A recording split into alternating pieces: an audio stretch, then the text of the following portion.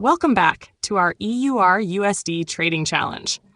Today is day 11, and once again, we are testing strategy number 1 on the 10-minute chart during the London trading window. Today's trade is not a quick breakout or an easy journey toward the take profit target. Instead, this position remains active for most of the session. The market moves in our favor, reverses against us, returns into profit, and tests our patience repeatedly. The trade never reaches the 20-pip milestone required to move the stop loss to break even. It also never reaches the full 40-pip take profit target. But by following the trading window and refusing to interfere emotionally, we finish the session with a controlled profit of approximately 7 pips. It may not be the largest result in this challenge, but it is another example of disciplined and consistent execution. Let's begin day 11. Our stage 1. Preparation 50 to 230. Before starting the market replay, we prepare the 2 order templates required for EUR USD Strategy Number 1. The first template is created for a long position. The second is created for a short position. Preparing these templates in advance allows us to clone the orders and position them quickly once the official reference level has been marked.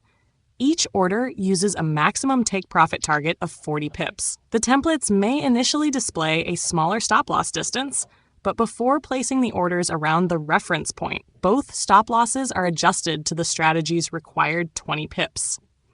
This creates a potential 2-to-1 reward to risk structure. We accept a maximum planned risk of 20 pips in exchange for the opportunity to capture 40 pips. However, strategy number 1 is not only about risk and reward. It is a complete process with clear rules for entry, protection, and exit. First, we mark the market price at the beginning of the trading window as our official reference point. A pending buy order is then placed 10 pips above that reference level. A pending sell order is placed 10 pips below it. Both orders receive a 20-pip stop loss, a 40-pip take profit target, and the same break-even protection rule. When one pending order activates, the opposite order must be canceled immediately. We do not remain exposed in both directions. We allow the market to select the direction, and then we concentrate on managing only the active position. If the position reaches 20 pips of open profit, the stop loss must be moved to the original entry price. That adjustment protects the trade at approximately break even while leaving the full take profit target active. But the price must reach the complete 20-pip milestone. We do not move the stop loss early because we feel nervous. We do not change the rules because the trade is showing a small profit. Every action must be supported by the strategy. The templates are now ready. The position sizes are prepared. The risk is clearly defined, and day 11 can begin.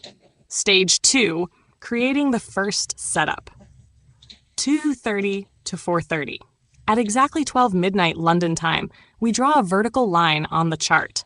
This clearly identifies the beginning of our official trading window. A horizontal line is then placed at the current EUR USD market price. This becomes the reference point for the first setup. Using the prepared templates, we place both pending orders. The buy order is positioned approximately 10 pips above the reference price. The sell order is positioned approximately 10 pips below it. We then carefully check the complete setup. Both orders have a 20-pip stop loss. Both orders have a 40-pip take profit target, and the entry levels are positioned correctly on opposite sides of the reference point. Everything is now ready. If strong bullish momentum develops, the pending buy order will activate. If the market breaks downward, the pending sell order will activate. Until one of those levels is reached, we remain outside the market. There is no need to predict which direction will win. There is no need to chase the candles, and there is no need to enter manually because we are impatient. The market must come to one of our predefined entry levels. During the first several hours, EUR USD remains relatively controlled. Price moves beneath the reference level, recovers slightly, and then continues fluctuating between the two pending orders. Neither side produces an immediate breakout. This period may appear uneventful, but waiting is part of the strategy. Professional trading is not constant action. Sometimes the most disciplined decision is to remain completely still until a valid entry appears. Stage 3, the short order activates. At 4:30, 6:40, as the morning develops, bearish pressure gradually becomes stronger. Price begins forming lower levels and moves closer to our pending sell order.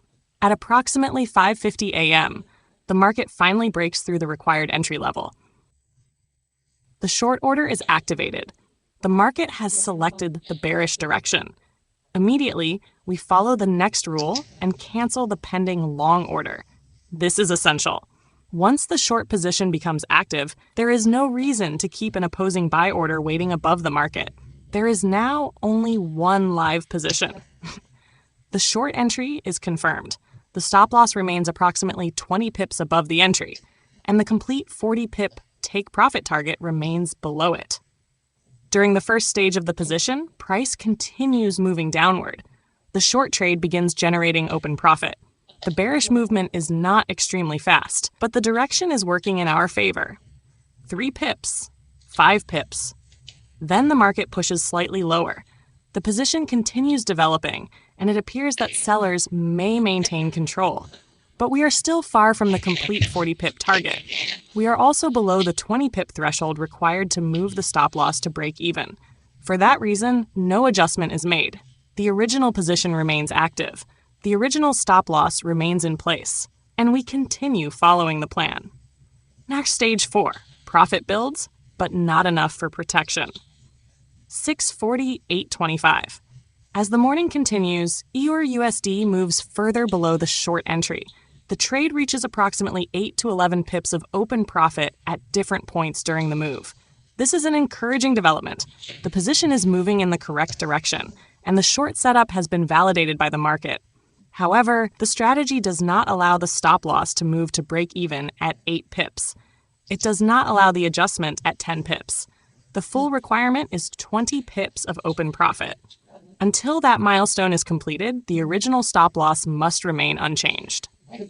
This is where discipline becomes important. When a trade moves into profit, it is natural to want to protect the position immediately. But moving the stop loss too early can close a valid setup during a normal market retracement. Strategy number 1 provides a specific protection level so that every trade is managed consistently. We therefore remain patient.